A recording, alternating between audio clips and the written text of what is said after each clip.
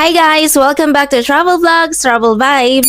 Natry mo na bang mag-tour na kung saan ay 3 bansa agad yung mapupuntahan mo? Smile!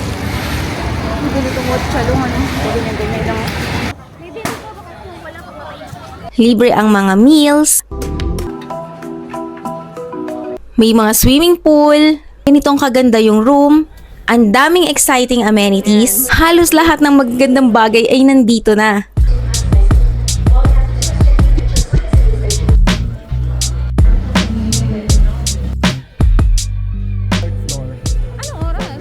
Libre ang fine dining at ang malaking buffet na parang 3 times ng Vikings. Pwedeng magdala ng pagkain sa room ha, at marami pang iba. Dito lang pala yung tour na yan sa Royal Caribbean Anthem of the Seas. Actually, December pa tong tour na to, December 2024 ha. Pero hindi kasi ako nakagawa ng magandang kwento kung paano tayo nag-cruise at kung magkano ang binayaran natin. So dito sa video na to, ay ikakwento natin yan. Alam nyo ba, nakakapanood ko dyan kay Tita Small kaya kami nakapag-cruise. Kaya totoo talaga yung mga positive at negative energy na yan. Nakaka-attract talaga yan. Kaya kung ako sa inyo, pipiliin nyo yung pinapanood nyo. Kagaya na lang ng video na to. Kaya paano nga ba yung gagawin natin para makapag-cruise tour tayo? Una ay kailangan nating mamili ng tour. This time ay sa Royal Caribbean lang tayo mag-focus na cruise line. Dito pala ako nag-book sa cruising.com.ph. So, ayan yung official site ng Royal Caribbean. At ito ngang Singapore, Penang, Malaysia yung napili natin. Pwede tayong mamili ng interior room, ocean view, balcony, at meron tayong mga suite.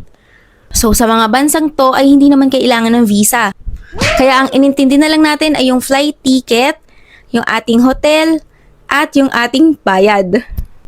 Naalala ko, binuko ko to lahat noong August 2024. Ang haba ng preparation namin guys. Pero alam nyo ba, from August hanggang maging December, pataas ng pataas yung mga pamasahe.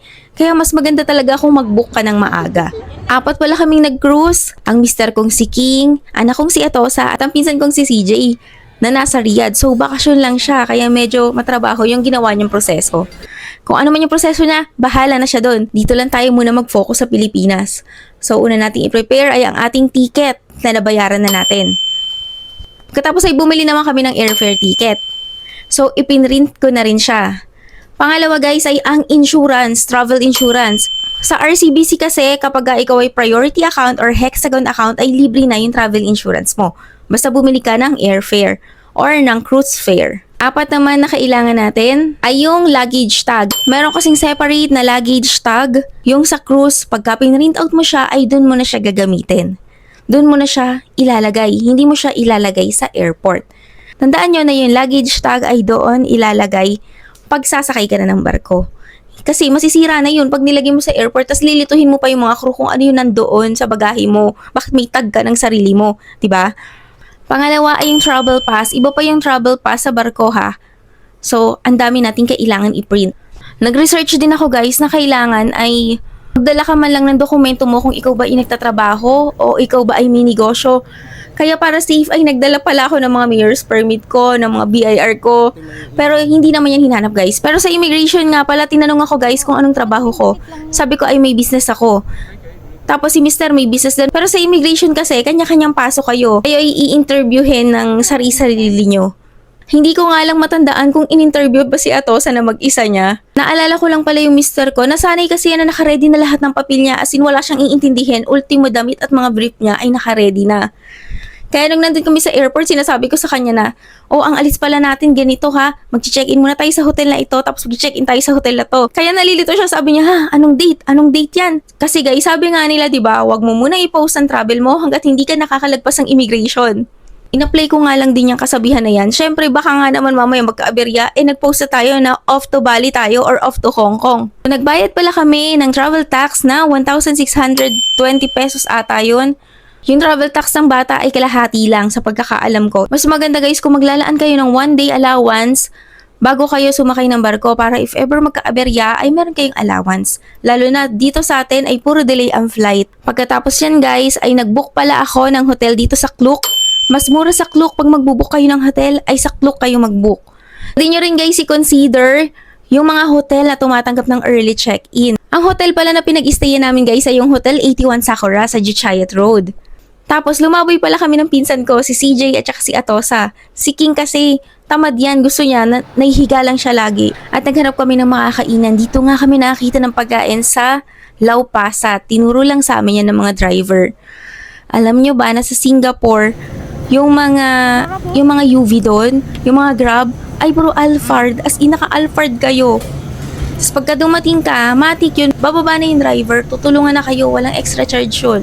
Karamihan pa doon mga matatanda. As in, sa Singapore, wala kami na-encounter na masama ang ugali o yung nagtitake advantage ng mga driver. Halos lahat sila mababait. As in, pati meron nga din mga senior citizen na nagtatrabaho pa sa McDo, ganyan.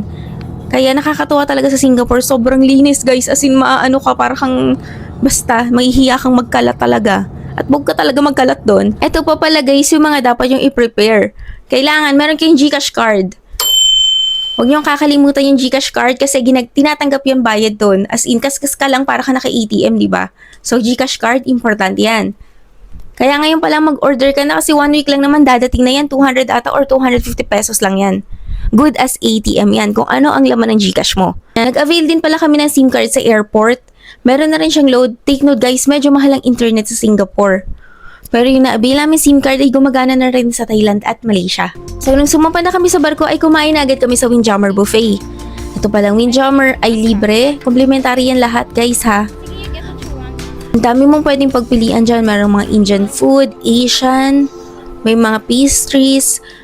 Nag-book pala ako niya ng dala-dalawang tao kasi parehas lang yung pamasahe. Kapag ka nag-book ka ng 4, tas isa lang yung room nyo.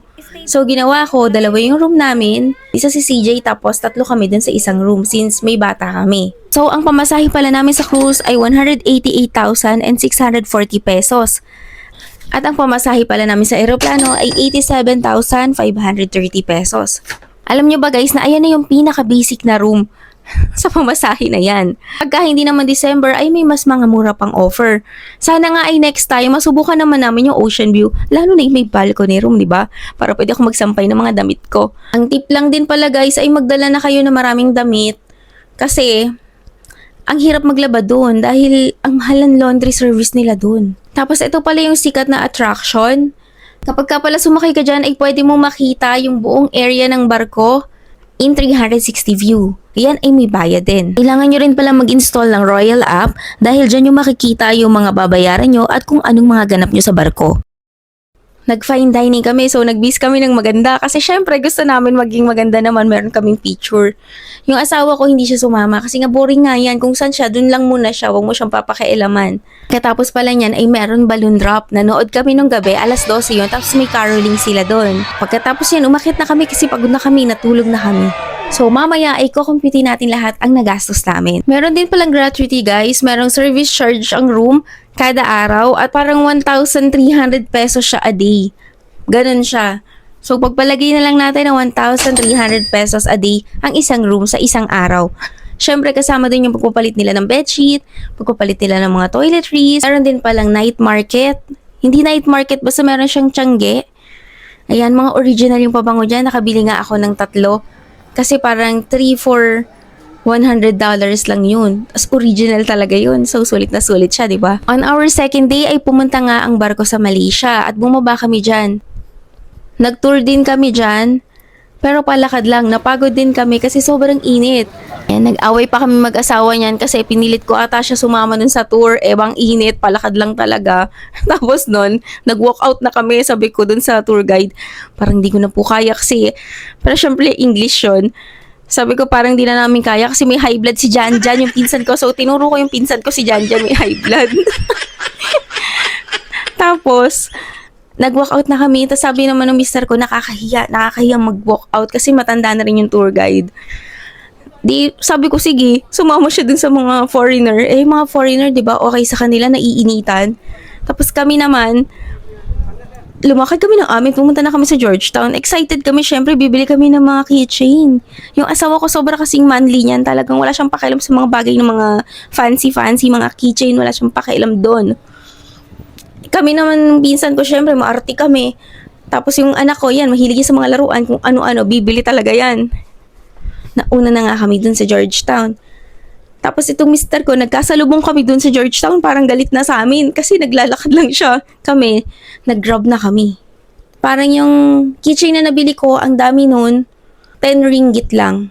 So magkano lang yun sa pera natin? Yun ay 130 pesos ata. Ganun lang kamura. Mura ng bilihin sa Malaysia. Kung gusto mo ng mga pasalubong sa Malaysia ka bumili. For third day ay pumunta naman yung barko sa Thailand. Dito nakapag-tour kami ng maganda. Meron kasi kaming bus na nasakyan dyan. Yung pagkain sa Thailand, ang sarap din. Grabe. Talaga sarap ng food nila. Lalo yung mango sticky rice. Ang sarap pala nun. Nakabili din kami ng mga keychain dyan. May kamahalan nga lang ng konti. Pero hindi pa rin siya mahal guys. Talagang parang 200 pesos lang yung mga 5 or 6 na keychain. Ang dami na kasi naming gamit, naisip namin ng pinsan ko na bumili tayo ng maleta sa Thailand. So, bumili ata kami ng isang maleta sa Thailand. Di ko sure kung isa o dalawa. Basta yung maleta kasi pag alis namin, meron kaming 3 maleta. Umuwi kami na 7 yung maleta namin. Kaya yung mister ko medyo galit talaga sa akin kasi nga wala siyang pakialam dyan sa mga keychain na yan. Basta siya, gusto niya pumunta sa ibang bansa. Kahit hindi siya bumaba ng barko, basta siya nandoon lang, nagre-relax. Alam mo yun yung parang mayaman ka na talaga, parang matagal ka ng mayaman. Tapos kami na parang nakaangat lang ng konti sa lusak. Syempre gusto namin itry lahat yan. Gusto namin mga souvenir. Gano. Yung pang 4th day pala guys ay cruising lang yung barko. So babalik lang yan ng Singapore. Hindi na yan bababa kung saan. Ang ginawa namin ay doon na namin in-enjoy lahat kung ano yung makikita namin sa cruise. Pero kulang pa rin talaga yung time namin as in parang hindi pa talaga namin nailibot lahat. Sumasabay pa kasi yung kagustuhan namin na bumaba sa ibang bansa. Syempre nandun na rin kasi tayo, di ba? Tapos may bata na gusto lagi mag-swimming. Ayan si Atosa, syempre sasamahan natin yan. Di namin nasubukan yung bump car. Meron din pala ditong coffee shop na libre. Yung Bistro Cafe sa may bingguhan, sa may bingo dyan. Grabe dito sa Royal Caribbean, lahat ng anggulong pang mayaman, alam mo yun, lahat ng design, ang gaganda talaga. So guys, fast forward na tayo, nakababa na kami ng barko at nag-check-in naman kami dito nga sa The Venue Hotel. At 10,000 ata yung nakuha namin, 2 kwarto na yun. Lumaboy kami ni CJ, kaming 3, naiwan pala si Cyrus. Kumain ulit kami sa Laupasat. Tapos, nagpunta kami sa Marina Bay, namasyal kami dyan. Hindi rin namin alam na pwede pala pumasok doon sa Garden by the Bay sa may loob. Akala namin kasi, di namin nakita yung daan. Nagpunta na kami agad dun sa cable cart. Pagkatapos naman ng cable cart, pumunta pa pala kami sa Merlion. At kung gusto mo na bilihan ng mga souvenir dito pala sa Bugis Street, Singapore. Tapos ito na yung time namin na magpunta sa Merlion at ngumanga doon. Ayun. Pagkatapos noon ay umuwi na rin kami at nagpahinga na kami kasi kailangan namin mag-empake. 7 na kasi yung maleta na dala namin. Kinabukasan naman ay kumain uli kami sa Laupasat. Ayan, kasama na namin si King kasi magugutom siya pag di siya sumama sa amin. Alam niyo ba guys, ito pa ang mas matindi doon. Ang internet namin ay 18,000 pesos. Lahat na yon mula nung pumunta tayo at umuwi. 18,000 pesos ang internet. Sabi namin magtitipid kami. Hindi kami mag-i-internet kasi sayang. Pero nung gabi na tsaka kinaumagahan na hindi ko na makontak si Janjan kasi nga wala kaming internet. So nag-avail talaga kami ng internet. Hindi kasi pwedeng walang internet. Mahirap talaga. Ulitin na lang natin yung breakdown ng mga nagastos namin. Una ay yung ating cruise fare. Pangalawa yung ating air ticket. Pangatlo ay yung ating first hotel na chinekinan. Pang-apat ay yung second hotel na check-in natin. Pang-5 yung travel tax. Pang-6 naman ay yung gratuity sa barko na 1,300 per day. At 2 kwarto yun. Na to ay 100,000 per pax. Para pwede ka naman makatipid guys. Siguro kung magtitipid tayo, paano tayo magtitipid? Hindi na ba tayo kakain? Paano ba itong titipirin? Hindi tayo mag-i-internet? Kasi hindi ka makakapagtipid sa ibang bansa. Kasi biruin mo nakakita ka ng chocolate $1 lang sa Singapore. Tapos nakakita ka ng ng mga Colgate na halos $1 lang. Singaporean dollar. Paano ka magtitipid noon? Sige nga, sabihin nyo nga. Tapos meron pa diyang collector ng Starbucks mug. Paano ka magtitipid? Hindi ka makakatipid. So, ayun lang guys, medyo mahaba tong vlog ko kasi natutuwa talaga akong i-share tong story na to. Kasi meron tayong susunod na cruise at yun na iba-vlog ko na ng maayos.